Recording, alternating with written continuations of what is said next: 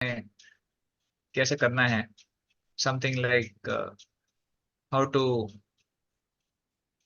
How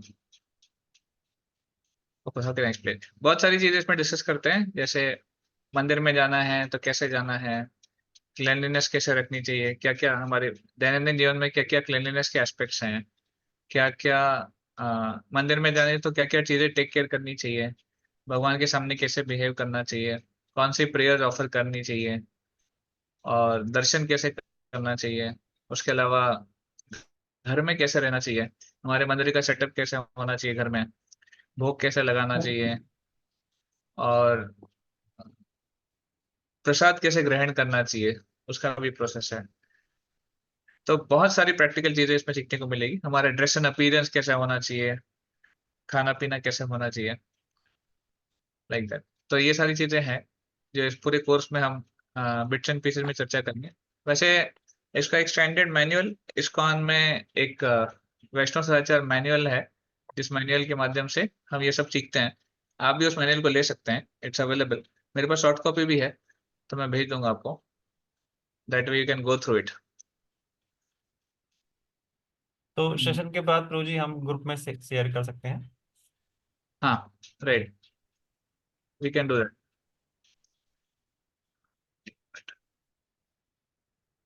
So this is the beginning of our VMML course.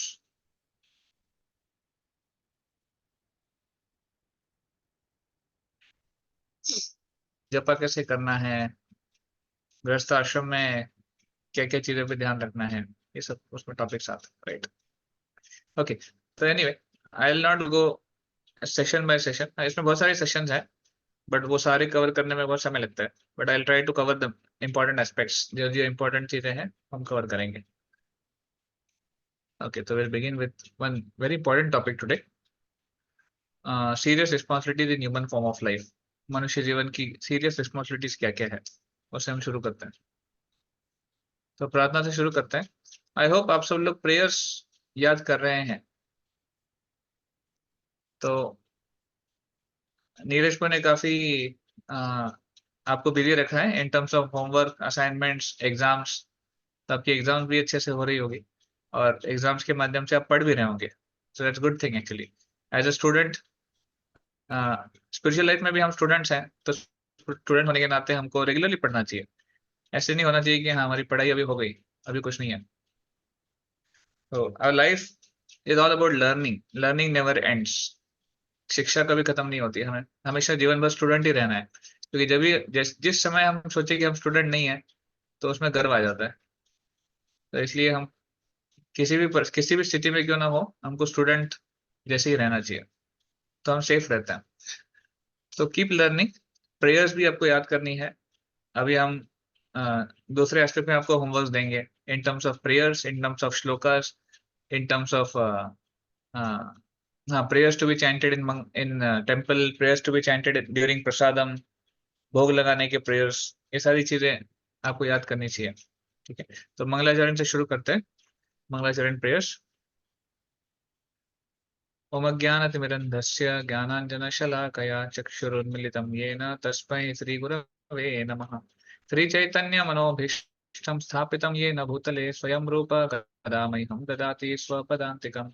वन्देऽहं श्रीगुरो श्रीयुतापदकमलं श्रीगुरून् वैष्णवांश्च श्रीरूपं साग्रजातां सहगणा रघुनाथान्वितं तं सजीवम् साद्वैतं सावधूतं परिजनसहितं कृष्णचैतन्यदेवं श्रीराधा कृष्णपादान् सहगण ललिता श्रीविशाखान्वितांश्च नमो विष्णुपादाय कृष्णपृष्ठाय भूतले श्रीमते भक्तिवेदान्त स्वामिन्निति नामिने। नमस्ते सारस्वते देवे गौरवाणी प्रचारिणे निर्विशेष शून्यवादी पाश्चात्य देशतारिणे। नमो महावदन्याय कृष्ण प्रेम प्रदायते कृष्णाय कृष्ण चैतन्य नाम्ने गौरत्विषे नमः। हे कृष्ण करुणा सिंधो दीनबंधो जगतपते गोपेश गोपिका कांता श्री राधा कांत नमोस्तुते। तप्त कांचन गौरांगी श्री राधे वृंदावनेश्वरी वृषभानुसुते देवी प्रणमामि हरिप्रिय। वाञ्छाकल्पतरुभ्यश्च कृपा सिन्धुभ्य एव च पतितानां पावनेभ्यो वैष्णवेभ्यो नमो नमः। जय श्री कृष्ण चैतन्य प्रभु नित्यानंद श्री अद्वैत गदाधर शिवासादि गौर भक्त वृंद। हरे कृष्णा कृष्ण कृष्ण हरे हरे, हरे राम राम राम हरे हरे।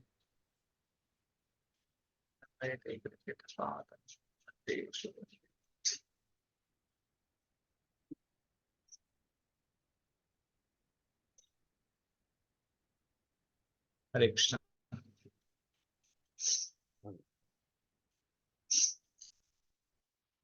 तो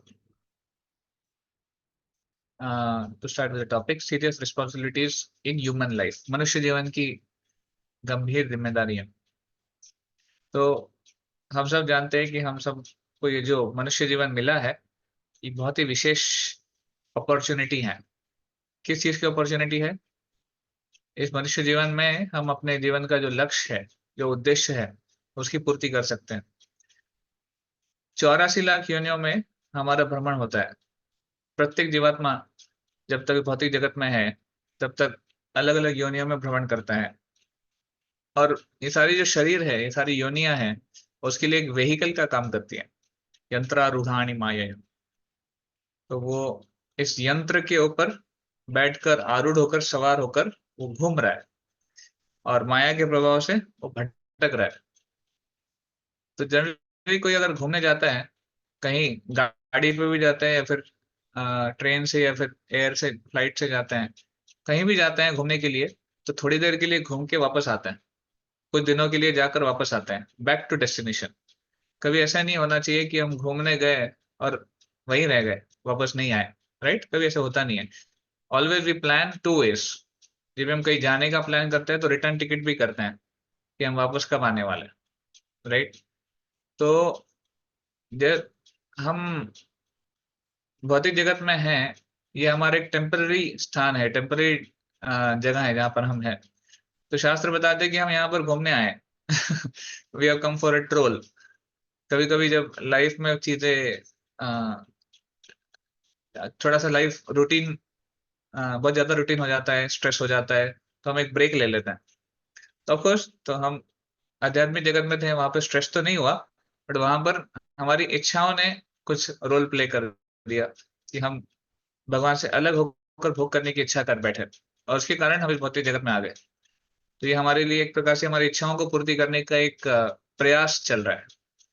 but still again scripture explain, शास्त्र बताते हैं कि इस भौतिक जगत में, जिसका टर्म दुखालयम अशाश्वतम है, ये दुखों का अलय है और ये अशाश्वत है, टेम्पररी है, यहाँ पर कभी परमानेंट चीजें नहीं हो सकती। तो इसलिए भौतिक जगत में जब हम प्रयास कर रहे हैं अपनी इच्छाओं की पूर्ति करने का, या फिर अपने जो डिजायर्स है उसको अलाइन करने का अपने एंजॉयमेंट के साथ, वो हो नहीं पाता है। और इसलिए यहाँ पर जब एक प्रकार से हम फ्रस्ट्रेट हो जाते हैं, या फिर एक प्रकार से हम समझ जाते हैं कि यहाँ पे चीजें नहीं होने वाली है, then we start a journey back to home, वापस। तो इसलिए स्क्रिप्चर दैट्स व्हाई एक्सप्लेन कि जो जंक्शन है मनुष्य जीवन का, ये बहुत ही स्पेशल है, क्योंकि मनुष्य योनि में ही हम सेंसिटिवली कोई कार्य कर सकते हैं। जैसे हमने स्टार्टिंग में, आपको याद होगा, हमारे कोर्स की शुरुआत में ही हमने डिफरेंस देखा था मनुष्य और पशुओं का। राइट? कोई बता सकते हैं मनुष्य और पशुओं में क्या अंतर है? हमने स्टार्टिंग में डिस्कस किया था इसके बारे में। मेन डिस्टिंक्शन तो चेतना का है। ह्यूमन हाँ, बीइंग कैन थिंक, यस। तो बाकी तो खाना पीना। हाँ, which are the 4 things common, जैसे आप बता रहे हैं? खाना पीना, प्रजनन करना, खाना प्रजनन पीना एक ही हो गया, करना खाना। और हाँ, भोग। प्रजनन करना, हाँ, और ईटिंग, मेटिंग, और दो ईटिंग। कौन से? हाँ, ईटिंग, मीटिंग। हाँ, और दो, और कोई?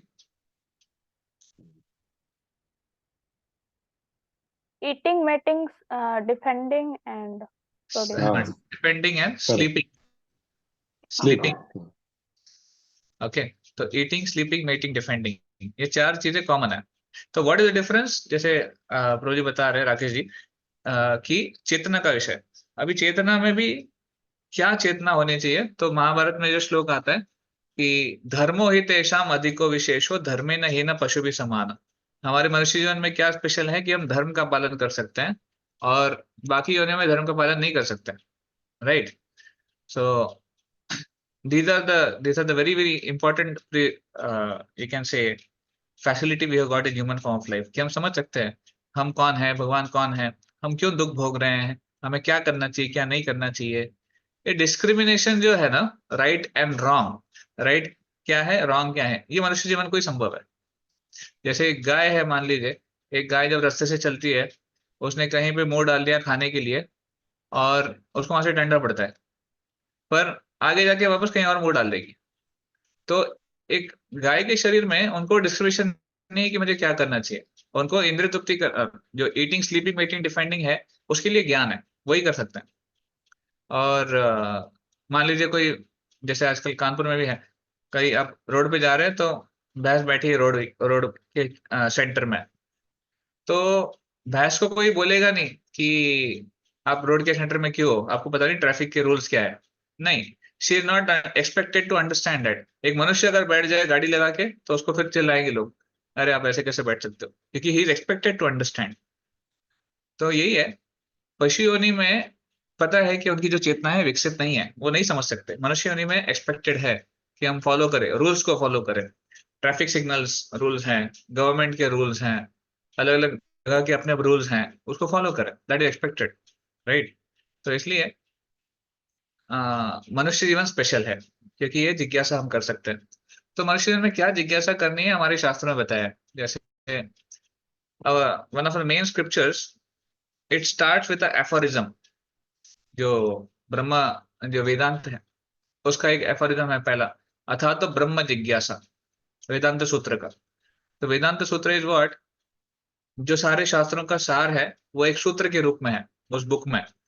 मैनी फॉर्मूलाज आर गिवन, सूत्र आर गिवन, तो उसमें डिटेल एक्सप्लेनेशन नहीं है, बस फॉर्मूलाज है और बहुत स्कॉलरली लोग उसको स्टडी करते हैं।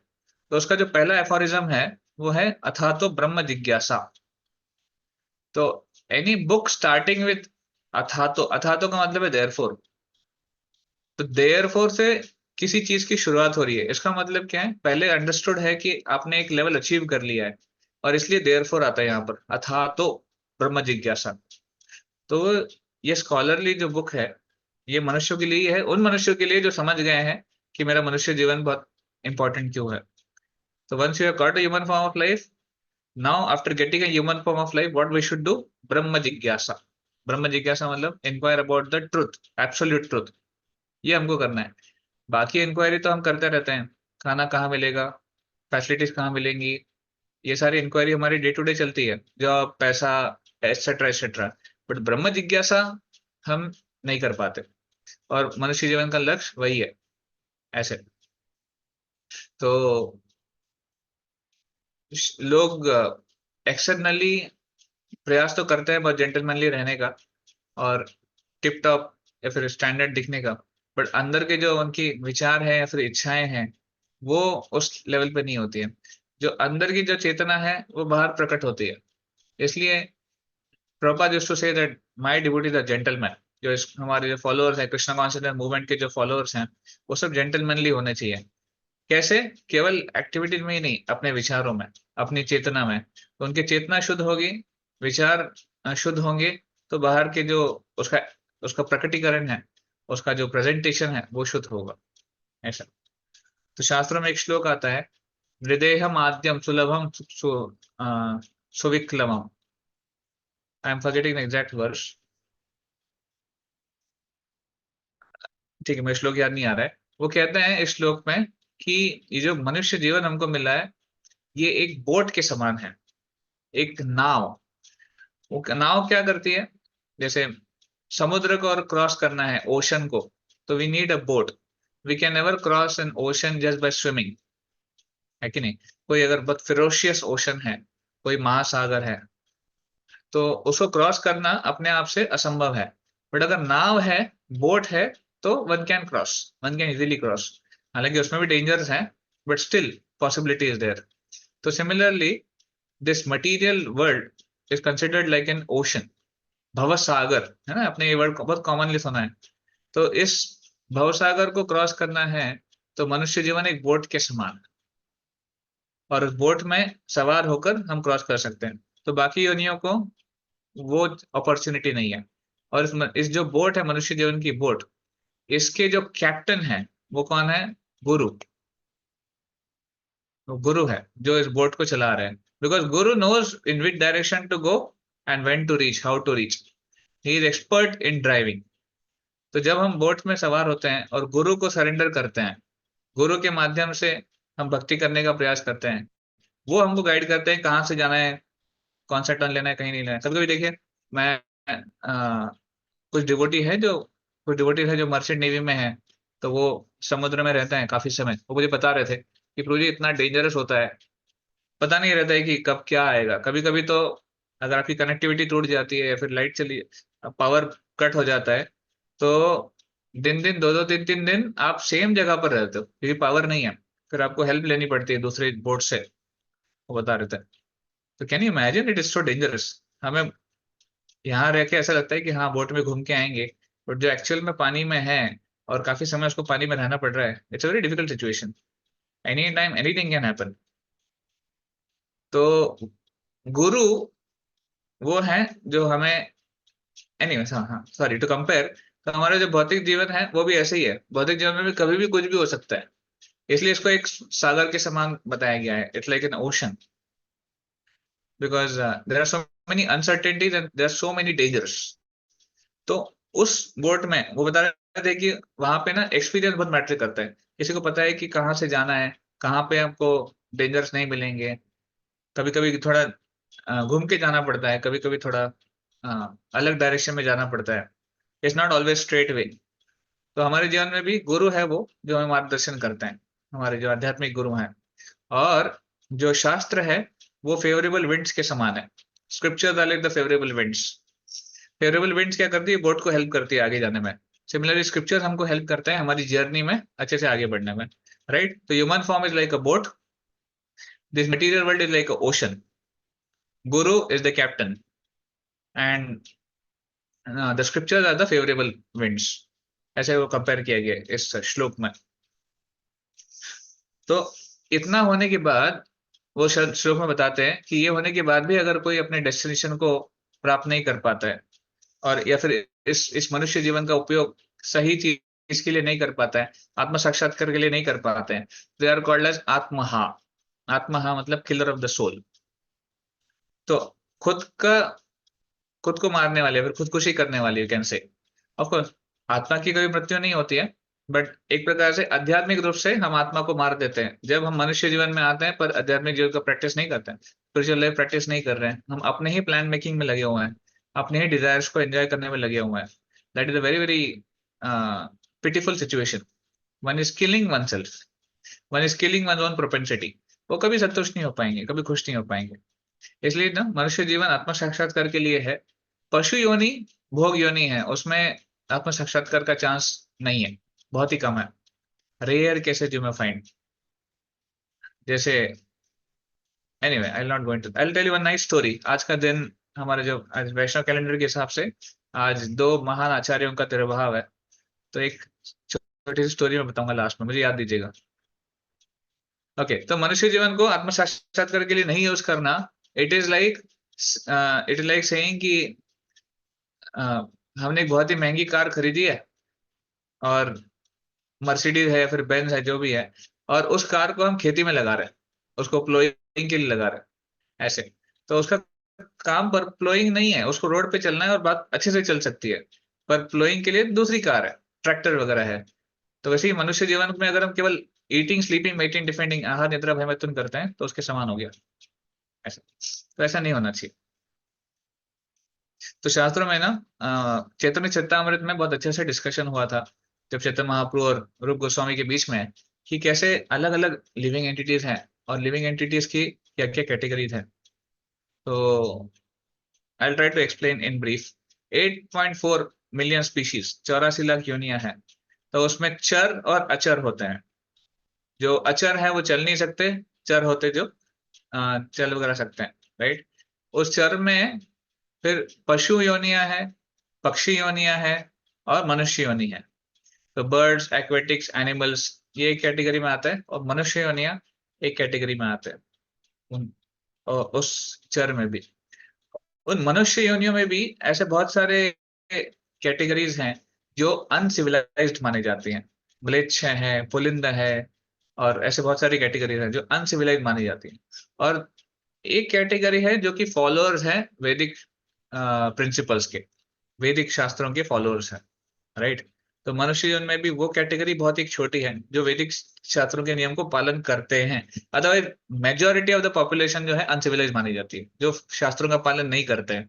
तो क्योंकि वो शास्त्रों का पालन नहीं करते इसलिए वो सिविलाइज नहीं माने जाते। They don't know what to do with human life. अच्छा, जो फॉलोअर्स हैं वैदिक शास्त्रों के, वैदिक शास्त्रों के प्रिंसिपल्स के, उसमें भी दो कैटेगरी फॉलोअर्स है। कुछ फॉलोअर्स है जो केवल लिप सर्विस करते हैं, फॉलो करने के लिए करते हैं, और कुछ हैं जो फॉलो नहीं करते हैं ठीक से, केवल मतलब वन आर फॉलोइंग ऑन एक केवल रूढ़िवादी है, और एक है कि एडजस्ट करके चलते हैं, अपने हिसाब से चीजों को एडजस्ट कर लिया और थोड़ा बहुत फॉलो किया, थोड़ा नहीं किया, ऐसे हैं। और कुछ है जो अच्छे से नियमों का पालन करते हैं, वो जानते हैं कि रेगुलेटिव प्रिंसिपल्स क्या है, 4 नियम क्या है, और उन्हें जीवन में क्या करना चाहिए, क्या कंट्रोल करना चाहिए, क्या नहीं करना चाहिए, लाइक दैट। और अभी इन रेगुलेटिव प्रिंसिपल्स फॉलो करने वाले की जो छोटी कैटेगरी है, उसमें भी पहली कैटेगरी है फ्रूटिव वर्कर्स, जो सकामी होते हैं, जिनकी अपनी इच्छाएं होती हैं। तो कर्मयोग में भी वो कर्म करना चाहते हैं, पर कर्म के फल को भोगना भी चाहते हैं, वो सकाम होते हैं, उनसे बेटर होते हैं। अगेन एक छोटी सी कैटेगरी है, उसको बोलते हैं ज्ञानी, जो ज्ञान योग के फॉलोअर्स हैं। ज्ञानी क्या है, वो एनालिटिकली सब कुछ समझने का प्रयास करते हैं, लाइफ को एनालाइज करते हैं चीजों को, कि हाँ मैंने देखो ये भोग करने का प्रयास किया, सुख मिला क्या, नहीं मिला, मैं यहाँ पर सुख ढूंढने का प्रयास किया, नहीं मिला, तो इसका मतलब सुख नहीं है, लाइक दैट दे एनालाइज। तो वो ज्ञानी है। ज्ञानी में बहुत कम ज्ञानी ऐसे हैं जो मुक्त है, मुक्त स्टेज पे पहुंच जाते हैं, कि अभी मैं समझ गया कि भौतिक जगत में सुख नहीं है, हम भगवान के अंश हैं, हमको भक्ति करनी चाहिए, ऐसे। और ऐसा जो मुक्त अवस्था में है, ऐसे कोई एक दुर्लभ व्यक्ति है जो कृष्ण का भक्त बन सकता है। Very very very very rare ऐसे मुक्त अवस्था में कोई भगवान का भक्त बन सकता है, डिवोटी। You understand? तो यू अंडरस्टैंड द कॉन्सेप्ट ना? इतने सारे लोगों में हमने पहले स्टार्ट किया था 84 लाख योनियों में से, उसमें फिल्टर होके होके होके होके बहुत ही छोटी कैटेगरी एक बचती है। I don't know how much percent it is, पर वो परसेंटेज कृष्ण भक्त बन सकते हैं, राइट। और हम सबको फॉर्मूला मिला है कि हम वो कृष्ण भक्त बन रहे हैं। आप सोचिए कितना बड़ा फॉर्च्यून है हमारा, कि हमें शास्त्रों मिले हैं, हमें शास्त्र मिले हैं, हमें ऐसे गुरु मिले हैं श्रील प्रभुपाद जी के रूप में, और हमें इतने अच्छे अंडरस्टैंडिंग मिला है लाइफ के बारे में कि क्या करना चाहिए, क्या नहीं करना चाहिए। It is very rare, I can tell you. बाहर में दुनिया के जो मतलब भौतिक जगत में जो लोग हैं, वो लाइफ के बारे में कंप्लीटली अज्ञानी है, नहीं जानते लाइफ में क्या करना चाहिए। तो आई जस्ट शो यू, मैं आपको दिखाता हूँ, आपने अभी चार्ट एक्सप्लेन किया आपको। आप म्यूट कर लीजिए प्लीज, जिसका भी अनम्यूट है।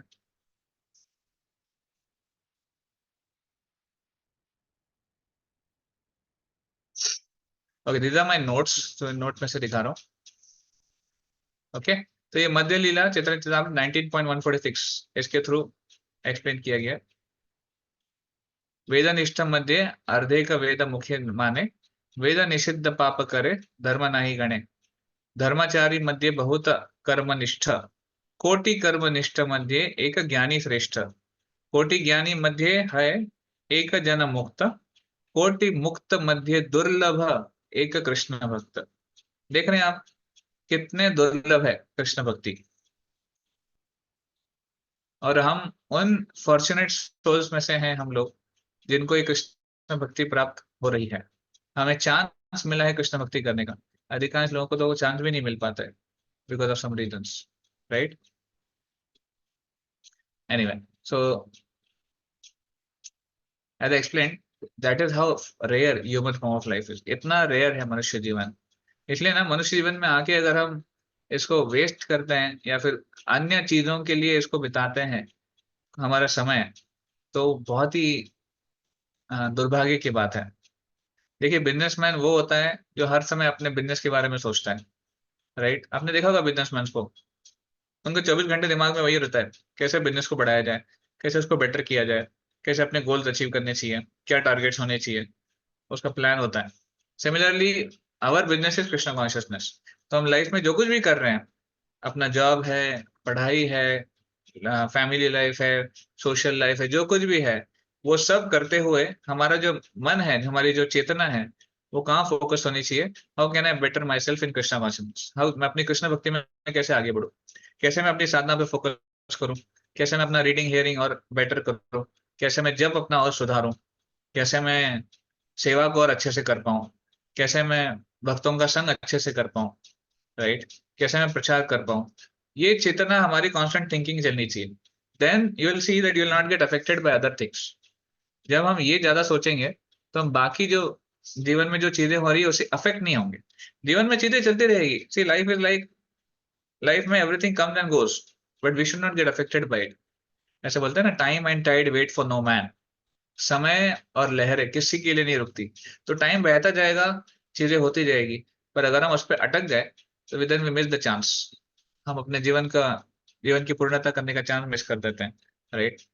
इसलिए अ, जीवन का लक्ष्य जानना बहुत जरूरी है। इंक्वायरी करनी है तो कौन सी? तत्व जिज्ञासा, अथा तो ब्रह्म जिज्ञासा, ये इंक्वायरी होनी चाहिए। आपने सुना होगा वो एक ड्रामा आपने देखा होगा या फिर सुना होगा, boatman and the scholar, scientist and the boatman, sorry. एक साइंटिस्ट था और एक बोटमैन था। सुना है कितने लोगों ने इस स्टोरी के बारे में, boatman and scientist story, apart from Neeraj को? ओके, नहीं सुना है, ठीक है। तो एक बार क्या था, एक स्कॉलर था। ये स्कॉलर साइंटिस्ट जो है, ये गांव से था, और गांव में पढ़ लिख के शहर में गया, फिर बड़ा साइंटिस्ट बन गया, विदेश में गया। तो एक बार अपने गांव जा रहा था, घर पे जा रहा था छुट्टियों के लिए। तो जाते वक्त, गांव में जाते वक्त नदी पड़ती थी, और नदी क्रॉस करने का तरीका था एक ही, बोट बोट से जाना पड़ता था। तो इसने बोट वाले को हायर किया और जा रहा था। अब जनरली साइंटिस्ट को थोड़ा सा एक होता है अंदर से कि मैं साइंटिस्ट हूँ, मुझे बहुत कुछ पता है।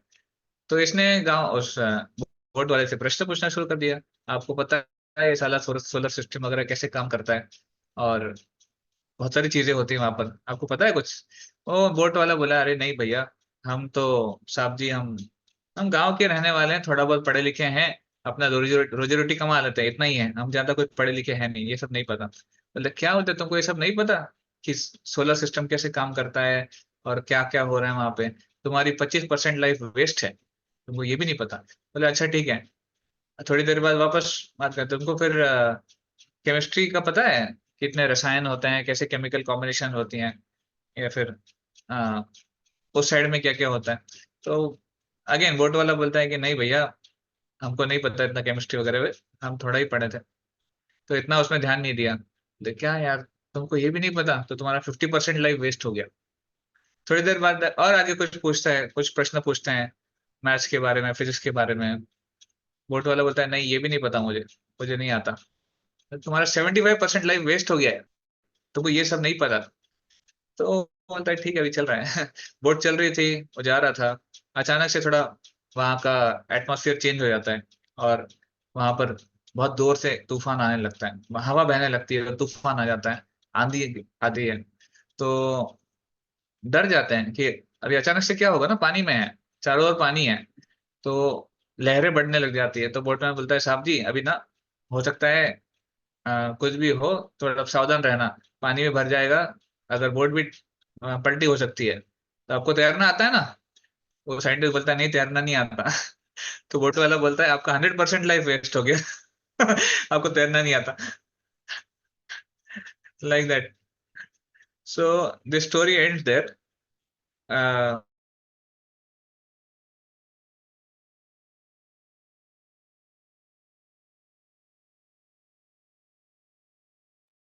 हरे कृष्ण प्रभु जी आपकी आवाज नहीं आ रही है।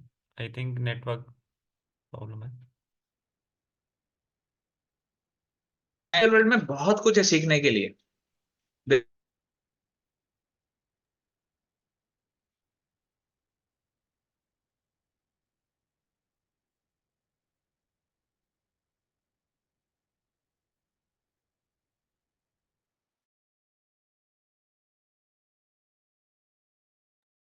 हरे कृष्ण प्रभु जी। प्रभु जी आवाज नहीं आ रही है, एक बार दोबारा से रिकनेक्ट करिएगा प्रभु जी।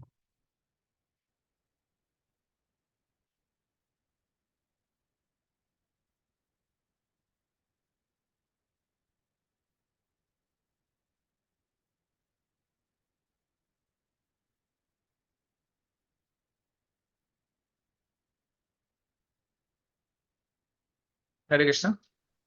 हाँ हरे कृष्ण प्रभु जी, अभी आ रही है आवाज प्रभु जी। तो हम सॉरी। लोग स्टोरी तक सुन पाए थे, स्टोरी जहाँ पे एंड हुई थी उसके बाद नहीं सुन पाए हाँ, आई एम सॉरी, मेरा कनेक्शन लॉस्ट हो गया था। थे। तो स्टोरी का कंक्लूजन सुना था? नहीं नहीं प्रभु जी, कंक्लूजन नहीं हो पाया ना? वो हो गया था कि 100% लाइफ वेस्ट हो गई, उसके बाद नहीं सुन पाया था। ओके। ओ सॉरी सॉरी, मैं कंक्लूड कर दिया था स्टोरी को, आई एम सॉरी। तो बेसिकली 100% लाइफ इज वेस्ट और बाद में ऐसे होता है कि वो नाव डूब जाती है और वो साइंटिस्ट तैर नहीं पाता है। ये story ends here. Moral of the story क्या है? कोई बताना चाहेगा moral of the story?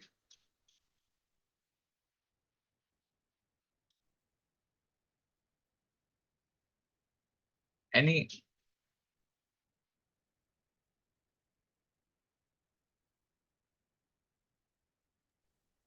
Okay, ठीक है। मॉरल मेरे हिसाब से ये कि कोई भी पूर्ण नहीं है, एवरीबडी हैज टू लर्न।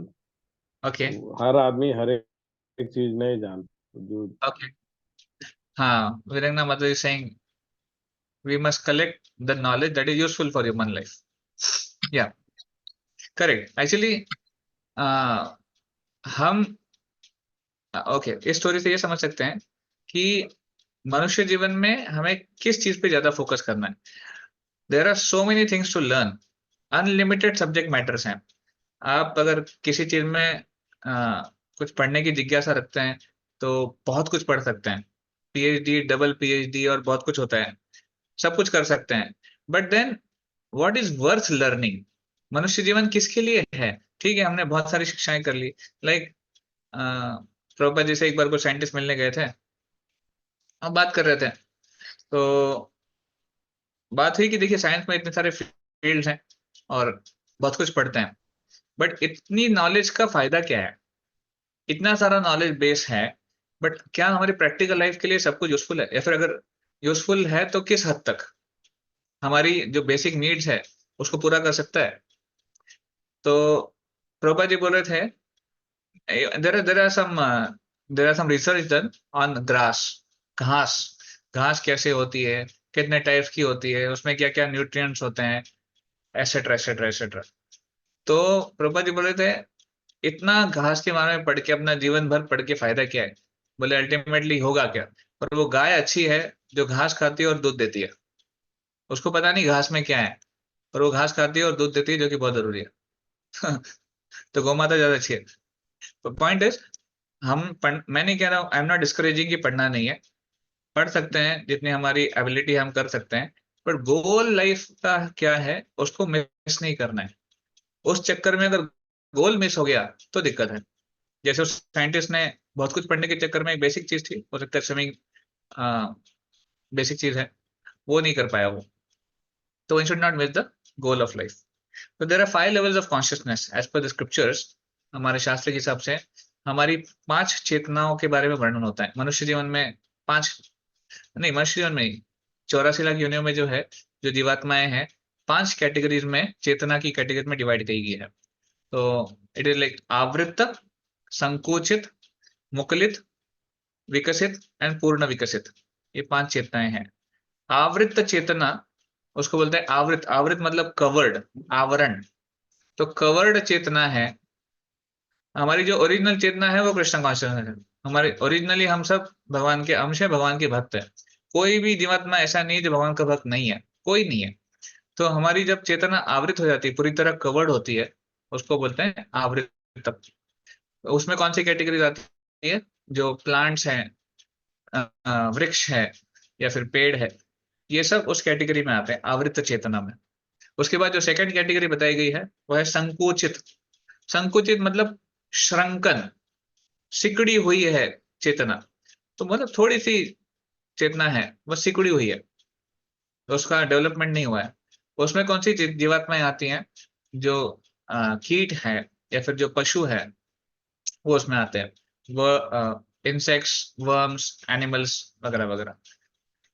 कुछ कुछ कुछ पशु उसमें आते हैं।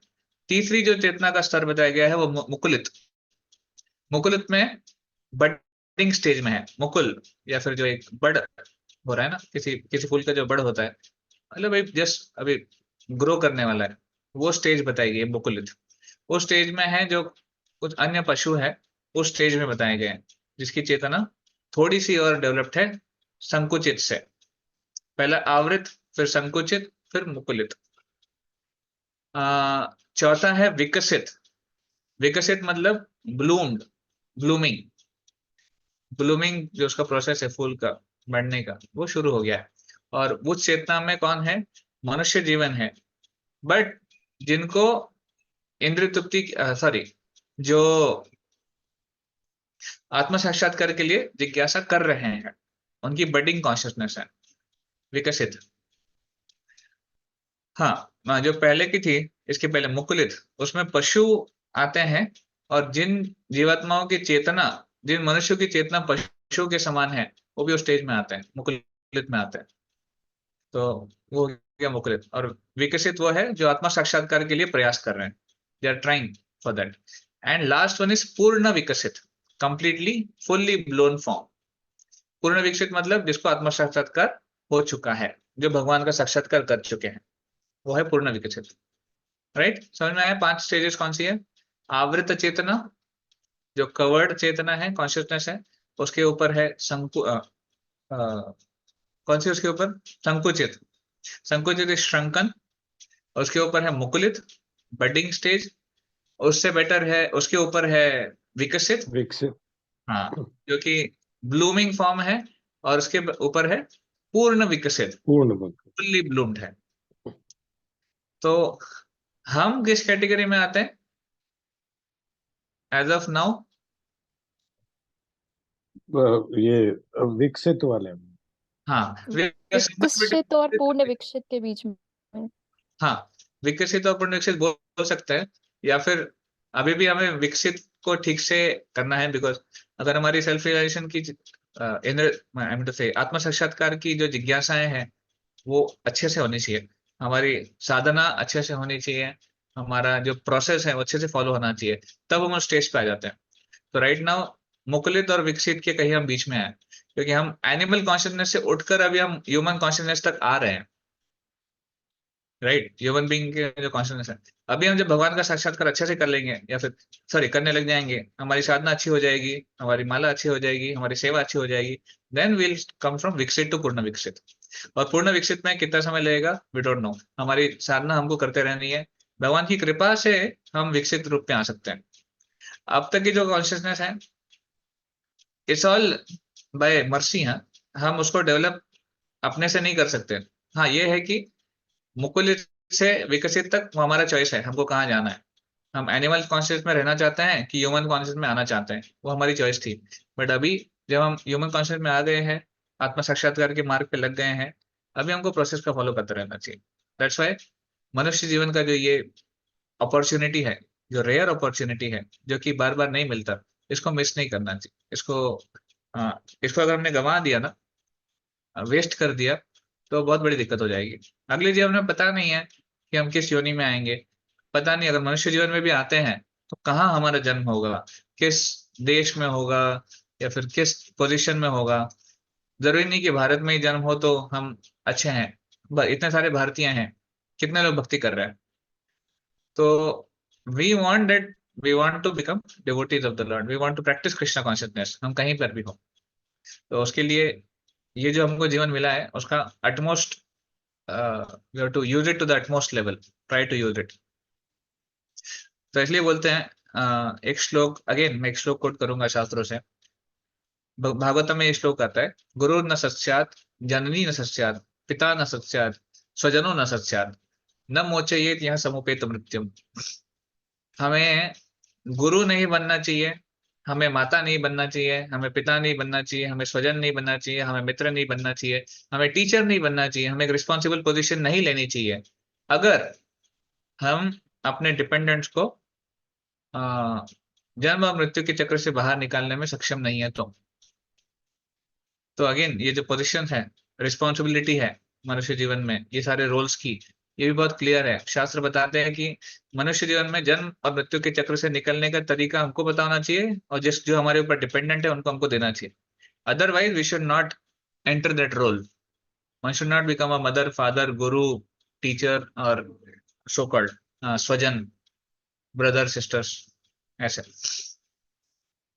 तो हालांकि देखा गया है इस भौतिक जगत में जो माताएं हैं, जो पिता हैं, अपने बच्चों से बहुत प्रेम करते हैं, बहुत उनको अफेक्शन होता है। बट असली अफेक्शन, असली प्रेम क्या है?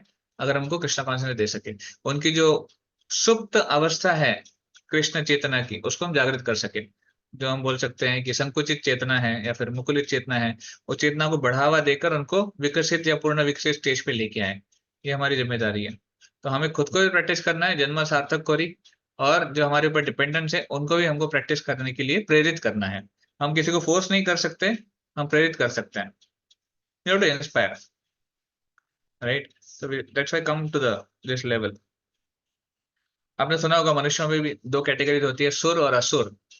तो सुरगण वो होते हैं जो भगवान की भक्ति में लगने का प्रयास करते हैं, और असुर वो होते हैं जो इंद्रिय तृप्ति के माध्यम से अपने जीवन को बिताना चाहते हैं। तो बोलते हैं सुर एक क्लास में गुरुजी बताते हैं, सुर मतलब जो भगवान के सुर से सुर मिलाए वो सुर है, और जो असुर है मतलब वो भगवान के सुर से सुर नहीं मिलाना चाहते, वो असुर है। तो इसलिए और हम प्रभु जी, वो जो असुर क्वालिटी के लोग होते हैं तो वो मतलब जानबूझ के ऐसा करते हैं? उनको नॉलेज तो होती है क्योंकि उनका लेवल तो हाई होता है माइंड के बेसिस में। जैसे असुर रावण था तो वो इंटेलेक्चुअल तो बहुत था, लेकिन वो जानबूझ के, क्योंकि जब वैसे वो तो लीला थी प्रभु जी भगवान की। I understand what you are saying. तो असुर क्वालिटी के जो लोग होते हैं जानबूझ के, in the sense they willingly take that role कि नहीं हम भगवान के अगेंस्ट ही जाएंगे, हम नियमों को फॉलो नहीं करेंगे। तो फ्री विल तो डेफिनेटली है। एट द सेम टाइम जो आसुरिक प्रवृत्तियां हैं वो हम सब में भी है। जैसे हम तो जानते हैं कि ठीक है, रावण हो गए, हिरण्याक्ष, हिरण्यकशिपु, शिशुपाल, ये सब असुर थे, कंस। बट आज कलयुग में असुर कहाँ है? वो हमारे अंदर है। आपने सुना है ना वो सतयुग में असुर और देवता अलग अलग प्लैनेट्स पर रहते थे। जैसे हिरण्यकशिपु, हिरण्याक्ष और देवता अलग अलग प्लैनेट्स पर रहते थे। द्वापर त्रेता युग में फिर दोनों एक ही प्लैनेट पे आ गए, राम और रावण एक ही प्लैनेट पे, और फिर वहां पर संघर्ष होता है। द्वापर युग में एक ही घर में आ गए, कौरवस पांडवस एक ही घर में, और कलयुग में एक ही शरीर में है। तो हमारे अंदर आसुरी प्रवृत्तियां भी हैं और सुर की प्रवृत्तियां भी हैं, दैवी प्रवृत्तियां भी हैं। तो हमारे अंदर वो असुर बैठा हुआ है। अभी हमारा it depend on us whom we feed more। हम किसको ज्यादा फीड करते हैं, हमारी आसुरी प्रवृत्ति या हमारी दैवी प्रकृति? आसुरी प्रवृत्ति हमको भगवान से दूर लेके जाती है, दैवी प्रकृति हमको भगवान के पास लेके जाती है। चॉइस हमारी है। डेफिनेटली कंडीशनिंग का एक बहुत बड़ा रोल होता है कि कौन कितना कंडीशन है। कंडीशनिंग हमको पुल करती है, वो डेफिनेटली है। बट जब कंडीशनिंग पुल करती है, अगर हम भगवान का आश्रय लेते हैं, भगवान के भक्तों का आश्रय लेते हैं, गुरु का आश्रय लेते हैं, तो हम कंडीशनिंग से भी बच सकते हैं, उनके मार्गदर्शन से। हम अपने लेवल पे नहीं कर सकते, बट हमें मार्गदर्शन चाहिए, इसलिए हमको हम गुरु स्वीकार करते हैं। अदरवाइज अगर हम खुद से भक्ति कर सकते होते तो फिर किसी को गुरु की आवश्यकता नहीं होती। हर कोई अपना अपना शास्त्र पढ़कर भक्ति कर लेता है, पर ऐसा नहीं है। तो इसलिए जो आसुरिक प्रवृत्तियां हैं वो हम सब में है, डिवाइन एंड डिमोनियन टेंडेंसीज। तो we have to see that I want to bring out my divine tendencies more और डिमोनियन। सेम थिंग हमारे डिपेंडेंस को हमको भी सिखाना है। तो जो मॉडर्न जो जीवन है आजकल के, we can say 21st century, ये डिमोनियक टेंडेंसीज को बहुत प्रमोट करते हैं। निकलो बाहर और एंजॉय करो और पार्टी करो, मस्ती करो, do whatever you want to do और achieve your goals and don't care about anything else. तो लगता है मोटिवेशनल है, पर मोटिवेशन के पीछे ना डिमोनियक टेंडेंसीज बहुत छुपी हुई हैं। तो even for mails and females both बहुत सारी चीजें हैं जो शास्त्रों के अनुरूप नहीं है, बहुत सारी क्या, practically most of the things are not as per scriptures. तो इसलिए ये तो हमको देखना है, ये तो हमको क्लियर है कि मॉडर्न डे जो कल्चर है, मॉडर्न डे का जो एटमॉस्फेयर है, वो भक्ति के लिए सहायक नहीं है। इसलिए वॉलंटरली जब हमने भक्ति एक्सेप्ट की है, तो we have to choose to be in association. हमें चूज करना पड़ेगा कि हम संघ में आए, हमें चूज करना पड़ेगा कि हम आकर सुने और भक्ति का अभ्यास करें। हम अपने आप को और शीलनम, शीलनम मतलब रेगुलेशन में आए, अपनी लाइफ को रेगुलेशन में लेके आए। बिकॉज जब तक हम वॉलंटरीली नहीं करेंगे ना, if you flow with the current of material world, वो करंट तो हमें नरक की ओर ही लेके जाएगा, नेगेटिव ओर ही लेके जाएगा। करंट हमको भक्ति तक नहीं लाने वाला है। तो इसलिए we have to be very vigilant and we have to be very conscious कि हम क्या चूज कर रहे हैं अपनी लाइफ में। धनस्य कृष्णात् विमुखस्य दैवात् अधर्मशीलस्य सुदुःखितस्य, ऐसे बताते हैं। भागवत में एक श्लोक आता है कि जो व्यक्ति जनस्य कृष्णात् विमुखस्य दैवात्, जो लोग भगवान से अपना विमुख हो गए हैं, जिन्होंने भगवान की तरफ पीठ कर दी है, वो जो कंडीशनड सोल्स जो भगवान से रिबेल कर कर अपने जीवन को बिता रहे हैं भगवान से विरुद्ध जाकर, वो बहुत दुख में जाते हैं। अधर्मशीलस्य सुदुःखितस्य, वो दुख में ही नहीं है, सुदुःखितस्य है मतलब स्पेशल दुख में है वो, क्योंकि उनके जीवन में सुख हो ही नहीं सकता। भले ही टेम्पोरली ऐसे लग सकता है कि वो सुखी हैं, टेम्पोरली ऐसे दिखता है कि उनके जीवन में सब कुछ अच्छा चल रहा है, बट ऐसा नहीं है। That is just because of their Karma, because of their past good deeds. पहले के जो कुछ अच्छे कर्म होंगे उसकी वजह से उनको फैसिलिटीज मिल रही है, बट अदरवाइज जो कर्मा वो जनरेट कर रहे हैं इस जीवन में, we don't know where they are going to go, हम नहीं जानते। इसलिए ना, तो we don't have to go with them, we don't have to flow with the current. हमें करंट के साथ नहीं बहना है, हमें अपना चॉइस लेना है कि हाँ, हम वॉलंटरली मनुष्य जीवन को कहाँ बिताना चाह रहे हैं। चॉइस हमारी है, डेस्टिनेशन भगवान देंगे, पर चूज हमें करना है। इसलिए कुछ लोग बोलते हैं ना कि प्रभु जी सब कुछ अगर डेस्टिन्ड है तो हम क्या कर रहे हैं। सब कुछ डेस्टिन्ड नहीं है, डेस्टिनी भगवान ने बनाई है, पर चॉइस हमारी है कौन सी डेस्टिनी लेनी, कौन सा रूट लेना है। तो हमारे रूट के हिसाब से डेस्टिन्ड है। अगर हम सही रूट पकड़ते हैं भक्ति का, तो फिर we go head to Krishna consciousness, हम भगवत धाम जाएंगे। अगर सही रूट नहीं पकड़ते हैं तो हम किसी और स्थिति में जाएंगे, राइट। तो इसलिए मनुष्य जीवन को सही चीज के लिए इस्तेमाल करना हमारी जिम्मेदारी है। ये अपने आप नहीं होने वाला है, it's not going to happen on its own. एक कोर्ट है, कोर्ट में एक जज है और एक क्लर्क है। अगर क्लर्क जो काम करता है, क्लर्क बहुत मेहनत का काम करता है, घंटों काम करता है, और उसकी जो सैलरी है बहुत कम होती है। और जज कुछ ही समय के लिए आता है और काम करके चले जाता है, पर उसकी सैलरी बहुत मोटी होती है। और क्लर्क बोलता है अरे हम दोनों सेम दिखते हैं, मनुष्य है दोनों और हम दोनों सेम कोर्ट में आ रहे हैं, तो हमको सेम सैलरी होनी चाहिए। तो ऐसा नहीं है, क्लर्क का काम कम रिस्पॉन्सिबल का है, रिस्पॉन्सिबिलिटी का है, इसलिए उसको कम सैलरी मिलती है। जज का काम बहुत ज्यादा रिस्पॉन्सिबिलिटी का है, इसलिए उसको सैलरी ज्यादा मिलती है। तो हम मनुष्य जीवन में आके अगर कम रिस्पॉन्सिबिलिटी का काम करते हैं तो फिर फायदा नहीं है। हमारा रिस्पॉन्सिबल लाइफ हमको मिली है, मनुष्य जीवन अच्छी रिस्पॉन्सिबिलिटी के लिए मिला है, अच्छा रिस्पॉन्सिबल काम करना है उसमें, ऐसे। तो सुचिनाम श्रीमताम गेहे योग भ्रष्टो भी जायते, जो भगवत गीता में बताया ना कि जिनके योग साथ, जिनका जो आध्यात्मिक जीवन का प्रोसेस पूरा नहीं हो पाया, वो ऐसे अच्छे घरों में जन्म लेते हैं जहां पर उनको भक्ति के लिए प्रोत्साहन मिलता है या फिर आगे भक्ति कर सकते हैं। तो कहीं ना कहीं हमारे पूर्व जन्मों में हमने कुछ किया है जिसकी वजह से हमें चांस मिला है इस लाइफ में कनेक्ट होने का, रैंडमली नहीं हुआ है। We have done something in the previous lifes, और तभी अभी हम अलग अलग सिचुएशन से भगवान से जुड़े हैं और आगे प्रैक्टिस कर रहे हैं। तो now at least we should utilise this life and go back home, back to Godhead, achieve the goal of life. Hare Krishna. So I think I'll open the forum for some discussion. अगर कुछ कोई प्रश्न है या फिर टिप्पणी है। हरे कृष्णा प्रभु जी, धन्यवाद प्रणाम। हरे कृष्णा। प्रभु जी, you said in the beginning that there was some story you were going to tell afterwards. There are some? You were going to tell some story afterwards. हाँ, अच्छा, तो मैंने बताया था मनुष्य, हमें बता रहा था कि कैसे पशु योनियों में भक्ति करना बहुत मुश्किल है। और भक्ति मुश्किल क्या, असंभव है, बट बहुत एक्सेप्शनल केसेस होते हैं। तो उसके लिए मैं स्टोरी याद आ गई तो मुझे। तो आज रसिकानंद ठाकुर का तिरुभाव दिवस है, जो हमारे एक बहुत स्पेशल आचार्य रहे हैं। तो रसिकानंद ठाकुर, उनके लाइफ के बारे में एक स्टोरी आती।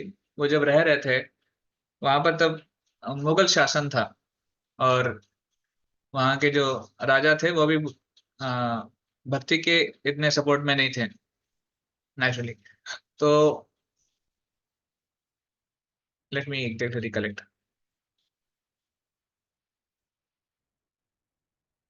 ओके, तो एक स्थान पे वहां पर भक्तों को भक्ति करने के लिए इतना अ, अ, इतना प्रेरणा नहीं मिलती थी, इन द सेंस उनको भक्ति करने के लिए भक्ति नहीं करने दिए जाते थे, उनके ऊपर अत्याचार होते थे। तो रसिकानंद ठाकुर को भेजा गया था वहां पे सिचुएशन संभालने के लिए। तो वहां पे गए थे। तो वहां पे जाने के बाद उनका जो इन्फ्लुएंस था, उनका जो ऑरा था, उससे इतने लोग भक्ति से जुड़ने लग गए, बहुत सारे लोग। तो वहां के जो राजा थे अलार्म्ड हो गए। राजा ने पूछा ये कौन है, ये संत कौन है? तो किसने बोला कि ये बहुत बड़े महान संत है और ये भक्ति का प्रचार प्रसार कर रहे हैं और निर्भय रूप से कर रहे हैं। तो उनको किसी चीज का डर नहीं था, राजा का भी डर नहीं था, उसके पनिशमेंट का भी डर नहीं था, लाइक दैट। तो राजा ने बोला नहीं, राजा का प्लान था कि इसको हम मार देंगे, इसका इसको साइड में कर देंगे। तो उस राज्य में एक हाथी था, जो हाथी बहुत ही खूंखार था। वो लोगों को मारता था, चीजों को उद्ध्वस्त करता था, तोड़फाड़ करता था, जानवरों को मारता था। उस हाथी को कंट्रोल करना नहीं था पॉसिबल किसी के लिए, वो किसी कंट्रोल में नहीं आता था, मत्त हाथी था वो। तो जब रसिकानंद ठाकुर को बुलाया गया था मिलने के लिए, तो लोगों ने बोला रसिकानंद ठाकुर को कि नहीं, आप मत जाइए राजा से मिलने के लिए, वो अच्छा नहीं है, वो क्रूर है, वो आपको मार देगा। तो रसिकानंद ठाकुर ने बोला कि मुझे किसी चीज का डर नहीं है, क्योंकि मैं ये शरीर नहीं हूँ, मैं आत्मा हूँ। भले ही कोई मुझे कुछ कर भी दे शरीर के लिए, तो भी आत्मा को फर्क नहीं पड़ता। तो निर्भय रूप से वो जा रहे थे। तो रास्ते में पहले ये हाथी मिला उनको। अब राजा ने जानबूझकर ये हाथी उस स्थिति में उनको बुलाया था कि वो हाथी से उनको सामना करना पड़े। तो यहाँ पे वो हाथी के सामने आए रसिकानंद ठाकुर, और वो हाथी वेल नोन था, फेमस था सबको मारने के लिए, सब कुछ गलत काम करने के लिए। जैसे ही हाथी ने उनको देखा, वो भी एकदम चार्ज हो गया और अपने सोंड को उठाते हुए उनके पास आ दौड़ा और उनके सामने आके रुक गया। पर ये जो है रसिकानंद ठाकुर, उनकी आंखों में आंखें देखकर आंखों में आंखें डालकर देख रहे थे। तो हाथी भी थोड़ा सहम गया कि ये मेरे आंखों में आंखें डालकर देख रहे हैं। तो वो सामने आ गया, एकदम के खड़े हो गया। और सब लोग ये सीन देख रहे हैं, वहां पर लोग थे, राजा थे, राजा ऊपर अपने प्लेटफॉर्म से देख रहा था। तो इन्होंने हाथी के आंखों में आंखें डालकर उससे बात की कि तुम क्यों अपने जीवन को वेस्ट कर रहे हो? इस जीवन का लक्ष्य कृष्ण प्राप्ति करना है, भगवान का प्रेम प्राप्त करना है। तुम ये सारी गलत चीजें छोड़ो और भगवान का प्रेम प्राप्त करो। और रसिकानंद ठाकुर की प्यूरिटी से, उनकी निर्भयता से, उनकी कृष्ण के कनेक्शन से वो हाथी प्रभावित हो गया। हाथी got elephant got affected and he sat down, he bowed down। उसने अपना सर रख दिया रसिकानंद ठाकुर के चरणों पे, पैरों पे। और तब रसिकानंद ठाकुर गए उसके कान में, जाके उन्होंने उसको बोला कि आप इस जीवन को वेस्ट मत करो, आप भक्ति करो। और उसको मंत्र दीक्षा दी, उसको मंत्र दिया कान में, हरे कृष्णा कृष्णा कृष्णा हरे हरे, हरे राम राम राम हरे हरे। इस प्रकार से उसको दीक्षा मिल गई और वो हाथी भक्त बन गया। उसने सारी गलत चीजें करना छोड़ दिया और रसिकानंद ठाकुर के उसको सरेंडर कर दिया उन्होंने। जब राजा ने देखा, राजा आके रसिकानंद ठाकुर के चरणों पे पड़ गए और उसने सरेंडर कर दिया रसिकानंद ठाकुर को कि आप मुझे माफ कर दीजिए, मैं आपसे दीक्षा लेना चाहता हूँ। पूरा गांव उनका शिष्य बन गया। तो I was just saying that. फिर वो हाथी को उन्होंने बोला कि ठीक है, जंगल में चले जाओ और परेशान मत करो किसी को, और भगवान का नाम लो, भगवान के नाम का जप करो। और हाथी करता था, हरे कृष्ण महामंत्र का जप करता था, कीर्तन करता था। और जहाँ कहीं भी जाता था, पहले वो जाना जाता था कि बहुत खूंखार है, भयानक है। बाद में वो जाने लग गया कि बहुत हेल्प करता है। तो डिवोटीज की हेल्प करता था, डिवोटीज की सेवा करता था। भक्तों को कहाँ यहाँ से वहां जाना है, जंगल में अगर खो गए हैं वो अपने पीठ पे बिठा के उनको जंगल से बाहर रास्ता दिखाता था। उनको कुछ खाने के लिए लेके आता था, भिक्षा खुद मांग के आके साधुओं को खिलाता था। ऐसे वो हाथी सेवा करता था। इस प्रकार। जय श्री रसिकानंद ठाकुर की जय। तो मैं बता रहा था कि ऐसे बहुत ही रेयर केसेस होता है जहाँ पे पशु भी भक्ति कर सकते हैं, जहाँ पे उनको विशेष कृपा प्राप्त होती है। अदरवाइज पॉसिबल नहीं है, मनुष्य जीवन में ही हो सकती है। वो भरत भरत जी भी थे ना, जब वो हिरण बन गए तब भी वो हिरण की योनि हाँ, में भी बट दैट इज उनमें स्टोरी। spiritual- उस स्टोरी में क्या है ना, भरत महाराज हिरण बने थे, तो रीइंकार्नेशन का केस था। मतलब वो पहले उन्होंने भक्ति करी थी, पर वो रीइंकार्नेट होके हिरण के शरीर में आ गए थे। Right, true. इस केस में हाथी को कृपा मिली, एक गुरु की कृपा मिली उसको। तो ऐसे हमारे शास्त्रों में कुछ एग्जाम्पल हैं जहाँ पे जानवरों की दीक्षा हुई है। चैतन्य महाप्रभु ने खुद की है। चैतन्य महाप्रभु जब झारखंड के जंगल में थे, तो वहां से जब जा रहे थे, तो वहां पे उन्होंने बाघ, हिरण और सारे जानवरों को उन्होंने साथ में, हाथी, सबको साथ में नचाया था कीर्तन में। सबके ऊपर कृपा की थी उन्होंने। तो सब लोग अपनी एनमिटी भूलकर, अपने जो शत्रुता भूलकर कीर्तन में नाच रहे थे। बाघ हो गया, हिरण हो गया, गाय होगी, हाथी हो गए, खरगोश हो गए, सब लोग नाच रहे थे। तो ये सब कीर्तन में ही पॉसिबल है। अदरवाइज पॉसिबल नहीं है। Okay, anything else? Hare Krishna प्रभु जी, दंडवत प्रणाम। हरे कृष्णा प्रभु जी। हरे कृष्णा, बोलिए मतलब। हाँ प्रभु जी, जैसे अभी आपने बताया कि सुर और असुर दो तरह के होते हैं। सुर जो होते हैं भगवान के साथ सुर मिलाकर चलते हैं, असुर जो होते हैं इंद्रिय तृप्ति के लिए अपना जीवन व्यतीत करते हैं।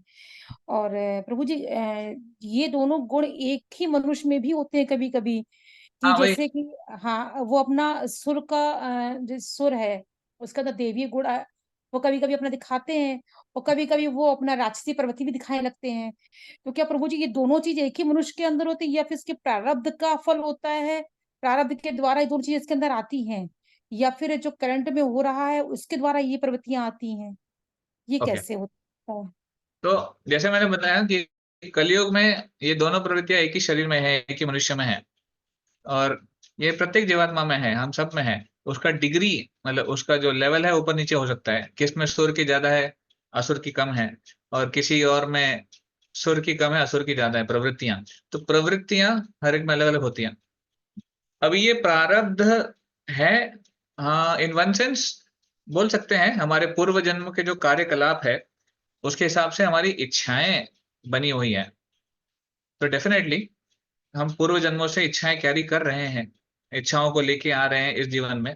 तो वो अफेक्ट तो करती है, प्रारब्ध है हमारा पुराना। बट कृष्ण भक्ति इतनी पावरफुल है कि उस प्रारब्ध को भी काट सकती है। हमारी सारी इच्छाओं को वो जीरो कर कर उसको फेंक सकती है। इतनी शक्ति कृष्ण भक्ति में है। तो हमारी चॉइस है। जब भक्ति में आने के बाद ना, फिर हमारी चॉइस बन जाती है। जो भक्त नहीं है, वो नेचुरली इंद्रिय तृप्ति में लगेगा। उसके लिए और कोई साधन ही नहीं है, क्योंकि वो मनुष्य जीवन में है। वो क्यों कंट्रोल करेगा? कंट्रोल करने के लिए भी एक कारण होना चाहिए। तो कई बार लोग जो अच्छे परिवार में जन्म लिए हैं, जो सुसंस्कृत परिवार में हैं, वो कंट्रोल करते हैं, बट कुछ समय तक कंट्रोल कर पाते हैं। उसके बाद प्रभाव इतना है कलयुग का, इस दुनिया का, कि लोग थोड़ा गलत ट्रैक में पड़ जाते हैं। अगेन, मैं नहीं कह रहा हूँ कि हर कोई पड़ जाता है, थोड़े लोग नहीं पढ़ते, अच्छी बात है। बट उनके पुण्य है, इसलिए वो नहीं पढ़ पाते। अधिकांश लोग गलत ट्रैक में पड़ जाते हैं। पर जब हम कृष्ण भक्ति में जुड़ रहे हैं, या फिर जुड़े हैं, प्रैक्टिस करने का प्रयास कर रहे हैं, हम जानते हैं सही क्या है, गलत क्या है। अभी अगर हम लोग चॉइस करें गलत का, तो वो हमारी पर्सनल चॉइस हो जाएगी, फिर वो प्रारब्ध नहीं है। कुछ जो फोर्स, जो वेग है अंदर, जो प्रारब्ध के कारण है, वो तो है। पर उस वेगों के अलावा जो डे टू डे लाइफ में अगर हम चॉइसेस गलत लें, तो फिर वो हमारी जो गलत वेग है वो बढ़ जाएंगे। देखो, वेगों का भी कैसे होता है, हम शास्त्र में एक्सप्लेन करते हैं, भगवान भी बताते हैं कि जितना हम हमारे वेगों को हवा देते हैं, उतना वो बढ़ेंगे। ध्यायतो विषान पुंसः संगस्तेषु पजायते, संगात संजायते कामः, कामात् क्रोधो विजायते। जितना हम उसके बारे में सोचेंगे, चिंतन करेंगे, जितना हम उसके ऊपर एक्ट करेंगे उतना वो बढ़ेगा। तो इसलिए पूर्व जन्म के प्रारब्ध हैं, पर उसके ऊपर काम करना है कि नहीं करना है वो डिसीजन हमें लेना है। कॉम्बिनेशन चाहिए, क्या सही क्या गलत। और अगर हम नहीं ले पा रहे तो हमें आश्रय लेना चाहिए हमारे गुरुजनों का। हरे कृष्ण प्रभु जी, इससे आपने भी बताया ना कि जैसे कि हमें प्रारब्ध पिछले जन्म से जन्म में आ जाते हैं, जिससे कि आत्मा का जो साइज होता है एक बाल के भी 100वें हिस्से के भी बहुत महीन होता है, मतलब उसको समझ ही नहीं सकते हैं। तो क्या ये सब कुछ मन बुद्धि अहंकार सूक्ष्म अवस्था में दूसरे शरीर में चला जाता है? ये सब कैसे सिस्टम, तो कैसे हो सकता है? ये चीज बहुत बड़ी बात है। नहीं है, देखिए भले आत्मा का साइज कितना भी छोटा क्यों ना हो, उसका प्रभाव पूरे शरीर में है ना। आत्मा कितनी भी छोटी क्यों ना हो, सूक्ष्म क्यों ना हो, पर इस शरीर में तो वो डोमिनेटिंग है। पूरे हमारे शरीर को चला तो रही है आत्मा। हम आत्मा जो सूक्ष्म आत्मा निकल जाती है, शरीर शरीर खत्म हो जाता है। तो मन बुद्धि अहंकार तो हमारे सूक्ष्म शरीर में है, वो तो है डेफिनेटली। बट कहने का मतलब ये हमारे एक्शन, हमारी जो क्रियाएं हैं वो हमारा अगला कर्म बनाती हैं। हमारा अच्छा कर्म होगा या बुरा कर्म होगा, हमें कौन से रिएक्शन मिलेंगे, वो हमारे एक्शन पे डिपेंड करता है। तो आज जो हमारा डिस्कशन था वो था कि मनुष्य जीवन में हमें चॉइसेस सही लेनी है और एक्शन सही करना है, ताकि हमारा जो रिएक्शन हमको मिले वो भी सही मिले। हरे कृष्ण प्रभु जी, एक प्रश्न था मेरा। हम लोग दूसरों को खुश रखने के लिए भी जो दिखावा करते हैं, मतलब दिखावा करना कोई अच्छी चीज नहीं है। और मनुष्य कई बार दूसरों को खुश रखने के लिए भी दिखावा करता है, तो उससे कैसे बचें? या तो हम लोग दूसरों को खुश ना करने की कोशिश करें तो वो भी गलत है। अगर वो हमसे आर्गुमेंट करते हैं कि आप अच्छे से रहिए, अच्छा सा, मतलब आपका हर चीज अच्छी सी होनी चाहिए, गेटअप अच्छा होना चाहिए, हर चीज अच्छी होनी चाहिए, तो दिखावा कहीं ना कहीं हमें करना पड़ जाता है उनकी वजह से भी। परिवार में जैसे लोग होते हैं या दूसरे दोस्त होते हैं, उनकी वजह से, उनको देख के या उनकी इच्छाओं के लिए। ओके जी। ओके। तो दूसरों के लिए अच्छा रहना जी। ये आर्टिफिशियल है। देखिए पहली बात तो हमें अच्छा रहना ही चाहिए, भले वो अपने लिए हो या दूसरों के लिए हो, क्योंकि हमारा व्यवहार अच्छा होना चाहिए, भले हम कृष्ण भक्त हो कि नहीं हो। कृष्ण भक्ति में आने के बाद तो और अच्छा होना चाहिए, क्योंकि हम शास्त्रों के अधीन हैं, शास्त्रों के अनुसार काम कर रहे हैं। तो डेफिनेटली हमारी गुण बढ़ने चाहिए, हमारी नम्रता बढ़नी चाहिए, हमारी सहिष्णुता बढ़नी चाहिए, हमारी एक दूसरे को समझने की जो कैपेसिटी वो बढ़नी चाहिए। हमें और दक्ष रहना चाहिए चीजों को करने में। तो अच्छे गुण रहना ये तो नेचुरल होना ही चाहिए। अभी दिखावा की जो हम बात कर रहे हैं उसमें थोड़ा केस टू केस आ जाएगा कि दिखावा क्यों करना पड़ रहा है। बट अगर दूसरों की एक्सपेक्टेशन है कि तुम अच्छे रहो, ये गलत एक्सपेक्टेशंस तो है नहीं। वी शुड बिकम गुड, ये हमारी जिम्मेदारी है। देखिए मनुष्य जीवन की जो क्वालिटीज है ना, आगे जाके हम डिस्कस करेंगे, कुछ अगले कुछ डिस्कशन में होंगी कि बेसिक क्वालिटीज ही है जो मनुष्य को जानवर से सेपरेट करती है। वो ये सब है, नम्रता, सहिष्णुता, सहनशीलता, ये सारी जो क्वालिटीज हैं ये सब एक मनुष्य में होनी चाहिए। तो अच्छा रहना हमारे लिए नेचुरल है। अगर हम अच्छे नहीं हैं, हमारा व्यवहार अगर अच्छा नहीं है, तो उसको सुधारना हमारी जिम्मेदारी है। हम गलत है। Am I coming to your answer? मैं आपके सवाल तक पहुंच पा रहा हूँ? हाँ, लेकिन मतलब ऊपरी दिखावे की बात कर रहा हूँ। जैसे ऊपरी दिखावा होता है ना, एक तो अच्छाई तो अंदर की अच्छाई है। एक ऊपरी जो दिखावा हम लोग करते हैं लोगों को अट्रैक्ट करने के लिए या फिर उनको खुश रखने के लिए। जैसे अपने एक बहुत क्लोज वन है, उनको हम खुश रखने के लिए कि अच्छी ड्रेसिंग करें, अच्छे से हर चीज़ में अच्छा करें, या फिर हर चीज़ मेरे पास जो हो अच्छे से अच्छी हो, कोई देखिए गाड़ी हो तो अच्छी हो। तो दिखावा तो नहीं करना चाहिए, बात सही कह रहे हैं आप। जी। दिखावा करने नहीं, मतलब अपने साथ के लोगों के लिए, उनके लिए करना पड़ता है। हम लोग अपने लिए कम, दूसरों के लिए ज़्यादा करते हैं, दिखाने करेक्ट, के लिए। जो हमको मैटर करते हैं उनके लिए तो कर सकते हैं, जैसे जो जी। हमारे क्लोज वंस हैं। लेकिन वो एक हद तक होना चाहिए, बहुत ज़्यादा करने से तो अच्छा ही नहीं है। फिर हमारी जो गुण हैं वो खत्म होते जाएँगे, मेरे करेक्ट। हिसाब से। अगर आपको लग रहा है कि वो हद अगर पार हो रही है, उसकी प्राप्ति के लिए हमें कुछ गलत भी करना पड़ सकता है आगे कुछ, तो वो चीज़ सही नहीं है मेरे हिसाब से। करेक्ट, हाँ। वो चीज सही नहीं है, फिर आपको डिस्कस करना चाहिए। जो लोग जिनके कारण आपको ये करना बाध्य हो रहा है, उनसे आपको डिस्कस करना चाहिए कि क्या है, इच्छाएं क्या है आपकी, और मैं कितनी पूरी कर सकता हूँ, मेरी कैपेसिटी कितनी है, और अ, हमें क्या करना चाहिए। तो डिस्कशन से, एक अच्छे मैच्योर हेल्दी डिस्कशन से चीजें सॉर्ट होगी। और अगर फिर भी सॉल्व नहीं हो रही है, तो हम केस टू केस गाइडेंस ले सकते हैं इसका सीनियर से, कि हमारी लाइफ में ये प्रॉब्लम आ रही है, क्या करना चाहिए। तो सीनियर आपको गाइड करेंगे। जी कभी कभी क्या होता है, भक्ति में जुड़ने के बाद हम भक्त बन रहे हैं पर हमारे फैमिली मेंबर्स भक्त नहीं है, जी तो हमारी इच्छाएं चेंज हो रही है। हम मंदिर जाना पसंद करते हैं, हम बाहर खाना पसंद नहीं करते हैं, वगैरह वगैरह। पर फैमिली मेंबर्स को चाहिए, क्योंकि वो तो भक्ति से नहीं जुड़ पाए अभी तक। तो हो सकता है कि थोड़ा सा मिसमैच हो। इस केस में हमको गाइडेंस लेना चाहिए, मैच्योरली कैसे डील करना है। फिर भी हम लोग सबकी इच्छा पूरी करते हुए अपने सही रास्ते पे तो नहीं चल पाएंगे, क्योंकि इच्छाओं का तो कोई अंत ही नहीं है, जैसे कि ये सब कोई जानते हैं। अंडरस्टैंड, बट देखिए अगेन, कोई व्यक्ति इनसेंसिटिव नहीं ना। अगर कोई आपसे प्रेम करता है, कोई जी अगर सही में आपके मित्र हैं, प्रेम करते हैं, घर वाले हैं, जो जी सुहृद है, सुहृद जिसको बोलते हैं, जो हमारे दिल के बहुत करीब है, वो भी हमें समझते हैं ना। तो जी उनको भी चेंज करने का एक तरीका होता है। जी प्रभु जी। बैलेंस करना चाहिए प्रभु जी। स्टेप बाय स्टेप चेंज होंगे वो, फोर्स से भी नहीं। बैलेंस, हाँ हाँ। तो बैलेंस कर लेना चाहिए। वो कह रहे हैं पिक्चर जाना है, आपको मंदिर जाना है, तो मंदिर होके पिक्चर चले जाओ ना। या डेफिनेटली ट्रू, मंदिरों के पिक्चर जा सकते हैं, बट अगेन उनको भी एजुकेट कर सकते हैं धीरे धीरे, कि हमारी क्या सही हाँ है, क्या वो तो है ही है। हाँ, वो तो करेक्ट। उनको तो एजुकेट तो धीरे धीरे करना ही। हाँ, धीरे धीरे एजुकेट करना चाहिए, क्योंकि लॉन्ग टर्म तक कॉम्प्रोमाइज नहीं कर सकते, वो हमें भी अच्छा नहीं लगेगा। तो अगेन, केस टू केस प्रभु, ये केस टू केस है, क्योंकि किसकी लाइफ में कैसी सिचुएशन है, फेवरेबल कितने हैं कितने नहीं है, वो केस टू केस है।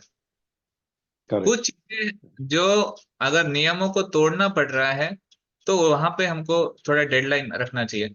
मान लीजिए किसी कारण से हमको जो 4 नियम है, हमारे शास्त्रों के जो 4 नियम है ना, मांसाहार नहीं करना, जुआ नहीं खेलना, नशा नहीं करना, वगैरह वगैरह, और व्यभिचार नहीं करना, ये जो नियम है, इनके ऊपर अगर कॉम्प्रोमाइज करना पड़ रहा है, तो वो फिर सीरियसली बात होनी चाहिए। फिर वहां पे करेक्ट। अ, फिर वहां पे कॉम्प्रोमाइज नहीं करना चाहिए। करेक्ट। हाँ। ठीक है, रवि प्रो। जी प्रभु जी। ठीक है। ऑल राइट, और कोई प्रश्न? हरे कृष्णा प्रभु जी। प्रभु जी, जैसे कि आज डेस्टिनी के बारे में बात हुई है, तो प्रभु जी मेरा क्वेश्चन ये है कि क्या मैरिजेस पहले से डेस्टाइन्ड होती हैं?